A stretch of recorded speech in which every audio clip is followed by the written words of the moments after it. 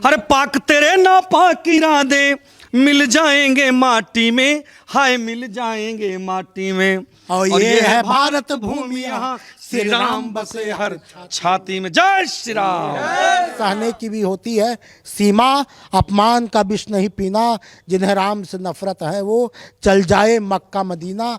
उसे इस धरती पर रहने का अधिकार नहीं, जिन बेईमानों को राम लला से प्यार नहीं। जय तो श्री राम। नगरी हो अयोध्या सी, रघुकुल का घराना हो, जहाँ चरण है राघव के, वहाँ मेरा ठिकाना है।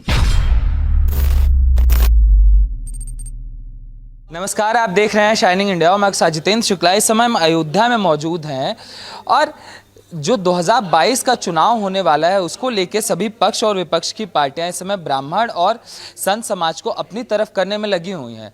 और सवाल ये है कि ब्राह्मण और संत समाज इस चुनाव को कैसे देख रहा है और क्या जो सत्ता में विद्यमान पार्टी है वो उनका विकास कर पाई है। जानेंगे संत समाज से। सर, सबसे पहले आपका शुभ नाम क्या है? महंत ब्रिजमोहन दास, दशरथ गद्दी, अयोध्या। दशरथ गद्दी से आप हैं। महंत जी, एक बात बताइए, अभी महंत और ब्राह्मण बहुत इंपॉर्टेंट हुए पड़े हैं। जो राम का नाम नहीं लेते थे अब वो कह रहे हैं कि हम राम मंदिर बनवा देंगे, और इस सरकार को कहा जा रहा है कि ये सरकार नहीं बना पाएगी, सिर्फ राम के नाम पर राजनीति करते हैं बीजेपी।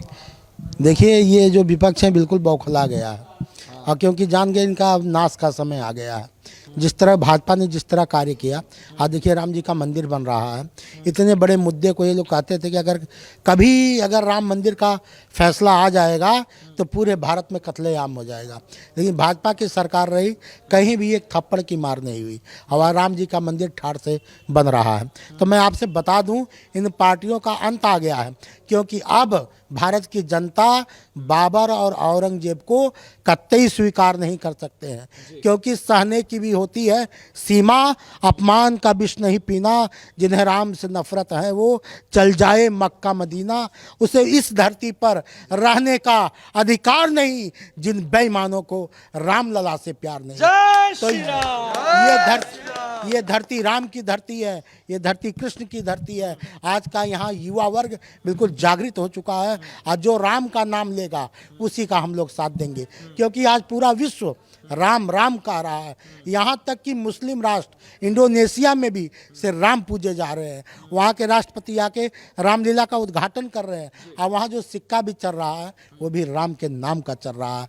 तो इस समय भारत में भी यही हाल है। और उत्तर प्रदेश में माननीय योगी आदित्यनाथ महाराज के नेतृत्व में जो विकास उत्तर प्रदेश में हो रहा है, उत्तर प्रदेश का ब्राह्मण, उत्तर प्रदेश का संत, उत्तर प्रदेश की जनता सब योगी के साथ है। और सब यही फिर कह रहे हैं कि अगेन योगी, अगेन योगी, अगेन योगी, अगेन योगी। महंत जी, जो आप कह रहे हैं, आप योगी जी राम को लेके चल रहे हैं, जो सपा है वो कह रहे हैं हम तो परशुराम को लेके चलेंगे, वो कह रहे हैं परशुराम की मूर्ति भी बनवाएंगे, और उसी जगह जो बीएसपी प्रमुख हैं वो कह रही हैं कि हम राम मंदिर बनवा देंगे। देखिए, मैं बता दूं, सपा को पता नहीं है कि परशुराम जी भी राम जी में सम्मिलित हो गए थे। तो इस समय सारे लोग योगी के साथ में हैं, राम वाले भी और परशुराम वाले भी। वो तो कुछ और वाले हैं, इसको सब लोग जानते हैं। तो उनका तो अब बंटाधार हो चुका है, अब उनकी कहीं सुनवाई होने वाली नहीं है, क्योंकि उनके पास अब कोई मुद्दा नहीं है, ना सपा के पास है और ना बसपा के पास है। इस समय जो भी मुद्दा है सिर्फ भाजपा के पास है, और जो मुद्दा है विकास का मुद्दा। उनका कहना है कि भाजपा में संत और जो ब्राह्मण समाज है वो उपेक्षित रहा है, उनका शोषण होता रहा है। बिल्कुल गलत है, और ये फोड़ने की राजनीति पहले भी चल रहे थे। जयचंद्र जैसे व्यक्ति थे, लेकिन उनको ये नहीं पता है कि मैं फिर कहना चाहता हूँ, युवाओं के हाथ में देश होता है। उत्तर प्रदेश की युवा जागृत हो चुकी है, उनको कोई गुमराह नहीं कर सकता है। भाजपा में ब्राह्मण, भाजपा में क्षत्रिय, भाजपा में वैश्य, भाजपा में संत, सब लोग खुश हैं। सबका साथ, सबका विकास हो रहा है, कहीं यहाँ दुर्भावना की बात नहीं हो रही है। ये तो अखिलेश सरकार है कि मुस्लिम लड़कियों को 30,000 और हिंदी लड़कियों को कुछ नहीं, ये उनका नियम है। भाजपा में तो एक साथ सबको मिल रहा है, जो हिंदू को मिल रहा है वो मुस्लिम को मिल रहा है, मकान हिंदू को मिल रहा है तो मकान मुस्लिम को मिल रहा है, गैस हिंदू को मिल रहा है तो गैस मुस्लिम को भी मिल रहा है। हिंदू नहीं है अखिलेश यादव, आपको नहीं लगता हिंदू नहीं है? वो पता नहीं क्या है, वो तो वो बताएंगे वो हिंदू है कि क्या है। वो एक न्यूज़ के मंच पे बैठते हैं और वो बोल चुके हैं कि हम बीजेपी वालों से भी बड़े वाले हिंदू हैं, बीजेपी वाले अपने आप को हिंदू मत समझे। अरे तो जितने बड़े हो तो जनता जान चुकी है ना कि वो कितने बड़े हिंदू हैं। इसका प्रमाण फिर चुनाव में देखिएगा कि वो कितने बड़े हिंदू हैं। इसका तो आपको पता चल ही जाएगा। जब कांग्रेस और सपा ने हाथ मिलाकर चुनाव लड़ा तब क्या बात हुआ।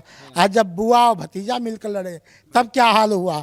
अब बड़े नेता बनकर लड़के देखें, पता चलेगा। जो आज की राजनीति है सबको हिंदू हिंदू याद आ रहे हैं, इससे पहले नहीं आए थे। इससे पहले कहाँ इन लोग को याद आ रहा था, जब राम जी का मंदिर नहीं बन पा रहा था, राम जी टेंट में थे, उस समय भी हम लोगों ने कहा कि पूछ रहा हर राम भक्त तिनका तिनका ये कहता है कि बोलो पापियों किसका गार्ड खुदा तंबू में रहता है। लालच है इस राजनीति पे जो तुम घर में करते हो। और देखा उस समय केदार घाटी का जो प्रलय आया था और देखा केदार घाटी का मंजर, फिर भी नहीं तुम डरते हो।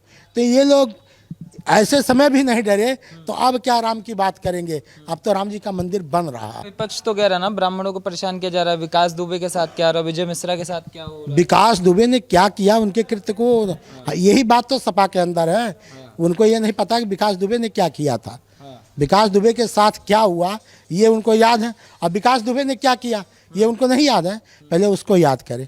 ये योगी की सरकार है। अगर मुन्ना बजरंगी गलती करते हैं तो देखिए मुन्ना बजरंगी के साथ क्या हुआ। अगर तो ये चाहे वो हिंदू, चाहे वो ब्राह्मण हो, चाहे वह ठाकुर हो, ये फिर जात पात में फिर उत्तर प्रदेश को फोड़ना चाहते हैं, अपनी कुर्सी गर्म करना चाहते हैं।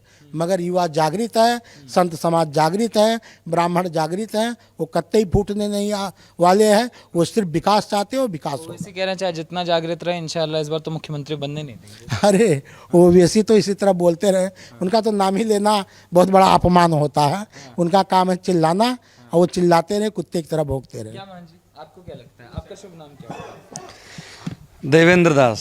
देवेंद्र राज जी, जो स्थिति आज है चुनाव की, आप क्या देख रहे हैं? क्या सच में जो कहा जा रहा है कि महंत और ब्राह्मण समाज उपेक्षित रहा है सरकार में? देखिए ये जो कह रहे हैं ना, उनको वास्तव में जानकारी नहीं। जैसा भी पूज्य हमारे महाराज श्री ने बताया, ये सरकार जो है ना सत्य की सरकार है, धर्म की सरकार है, न्याय की सरकार है, न्यायप्रियता को लेकर के चल रही है, सर्व समाज को एक साथ जोड़कर चल रही है। जिन व्यक्तियों ने कहा कि ब्राह्मण और संत महंत उपेक्षित हैं, ऐसा कदापि नहीं है। सबका विकास एक साथ हो रहा है। और हम तो सिर्फ एक ही बात कहेंगे पूज्य गुरुदेव जी के सानिध्य में कि पूज्य गोस्वामी तुलसीदास जी एक मानस में चौपाई लिखते हैं कि जाको विधि दारुण दुख दीना ताकि मत पहले हरि लीना। इन लोग की बुद्धि खराब हो चुकी है। बीजेपी है, बीजेपी फिर आ रही जोर शोर से। जय श्री राम। जय श्री राम। आप सबको राम याद आ रहा है मान जी? राम अभी नहीं याद आ रहे हैं, राम पहले भी सबको याद थे। लेकिन जो अपनी राजनीतिक रोटियां सेकने की बात आती है ना, उस समय पर लोग राम को भूलने का एक नाटक करते हैं। कौन ऐसा व्यक्ति है विपक्ष में जिसके घर में राम जी की मूर्ति नहीं है, जिसके घर में परशुराम जी की मूर्ति नहीं है? और जो लोग बोल रहे हैं आज परशुराम जी को स्थापित करेंगे, राम जी परशुराम जी अलग अलग हैं क्या?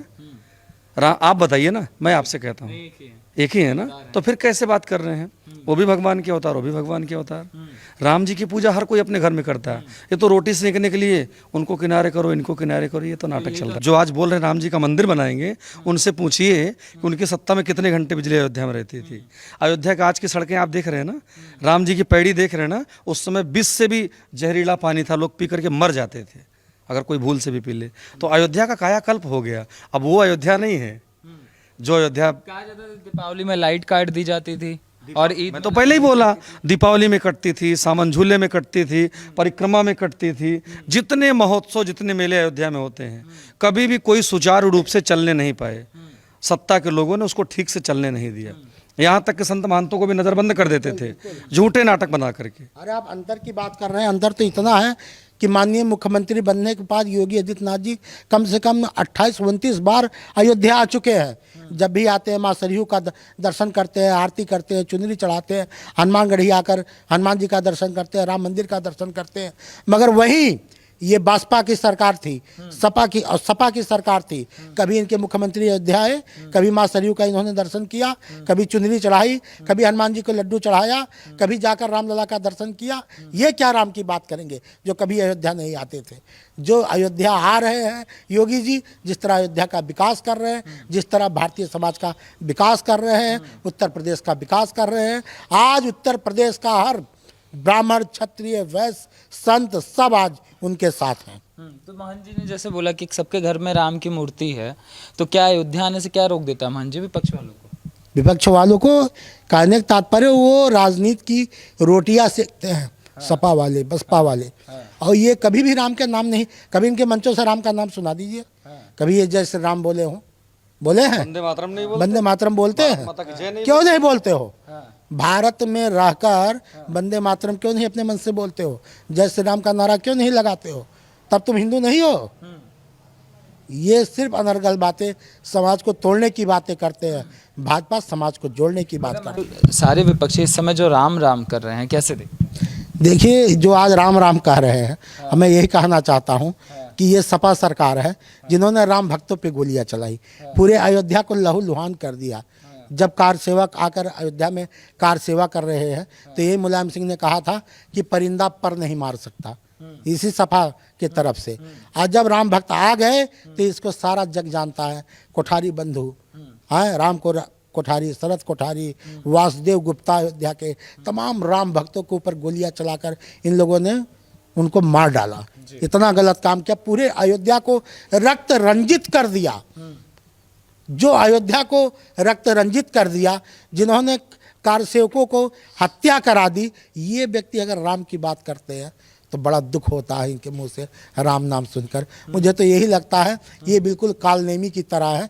जिस तरह राम राम करके हनुमान जी को वो रोकने का कार्य कर रहे थे, ठीक आज इस तरह ये कालनेमी लोग राम राम कह के और राम मंदिर को रोकने का प्रयास कर रहे हैं। नारे लगे थे उस समय, मिले मुलायम काशी राम, हवा में उड़ गए जय श्री राम। बिल्कुल उस समय यही नारा लगा था, लेकिन हम लोगों भी नारा लगाए थे कि तेल लगाओ डाबर का और नाम मिटाओ बाबर का। तो वही हुआ। माननीय कल्याण सिंह जी मुख्यमंत्री थे और देखिए उन्होंने, वो राम भक्त थे, उनकी अभी देखिए सच्ची श्रद्धांजलि अयोध्या के संतों ने दिया है। और सच्ची श्रद्धांजलि उनकी यही है कि आज राम जी का मंदिर बन रहा है। राम मंदिर के निर्माण के लिए उन्होंने मुख्यमंत्री के पद को भी ठुकरा दिया था। ऐसे नेता होते हैं, ऐसे धर्म पुरुष होते हैं जो भगवान के लिए, धर्म के लिए अपनी सत्ता को भी ठुकरा दे। ये नेता है ना।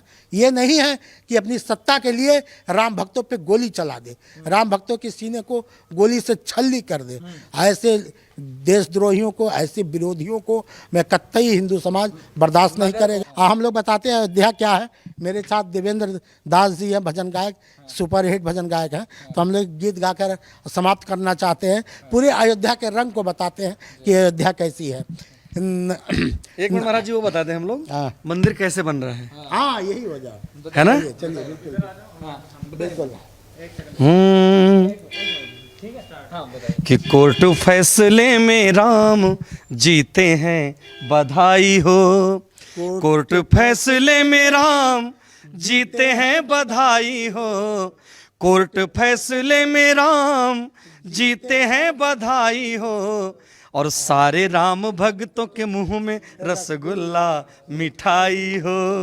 सारे राम भक्तों के मुंह में रसगुल्ला मिठाई। आपको पता है ना, आपका जो न्यूज़ चैनल है शाइनिंग इंडिया, इसके माध्यम से मैं पूज्य गुरुदेव भगवान के समक्ष कहना चाहूँगा, इंसान की अदालत में भारतवर्ष में भगवान की जीत हुई है।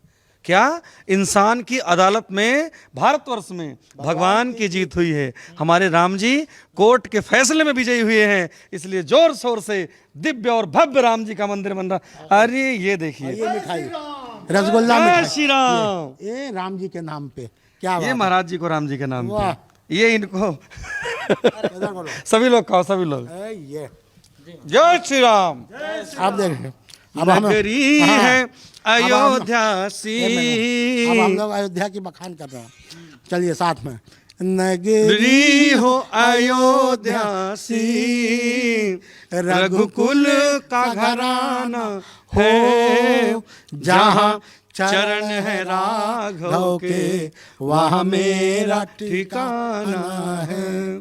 जहाँ चरण है राघव के, वहाँ मेरा ठिकाना है। और निर्मल जलधारा है, सरयू का किनारा है। और प्रभु राम का बनेगा मंदिर, संकल्प हमारा। जय श्री राम। जो आज भी अपने मन में सपना लिए हुए हैं कि जब सत्ता में आएंगे तो राम मंदिर गिराएंगे और बाबरी मस्जिद बनाएंगे और धारा 370 को फिर से लेके आएंगे, उनके लिए क्या संदेश? वो भूल जाएं, वो सपना देखते रहे, क्योंकि अब उनको भारत में नहीं रहना है, उनको पाकिस्तान में रहना है। अब वो भारत में नहीं रहेंगे। इस तरह के सपने देखने वाले अब भारत में नहीं पाकिस्तान में रहेंगे। आपके चैनल के माध्यम से मैं बताना चाहता हूँ, क्योंकि भारत का युवा, उत्तर प्रदेश का युवा जग चुका है। अब उनको कोई अंधकार में नहीं रख सकता है। ये राम की भूमि है, यहाँ राम जी ही रहेंगे और राम जी ही रहेंगे। और ऐसे मानसिकता सोचने वाले व्यक्ति, पाकिस्तान का नारा लगाने वाले, जिंदाबाद कहने वाले, बाबरी मस्जिद बनाने वाले, वो पाक में ही नजर आएंगे, हिंदुस्तान में नहीं। अरे पाक तेरे ना पाक इरादे मिल जाएंगे माटी में, हाय मिल जाएंगे माटी में। और ये है भारत भूमि, यहाँ श्री राम बसे हर छाती में। जय श्री राम।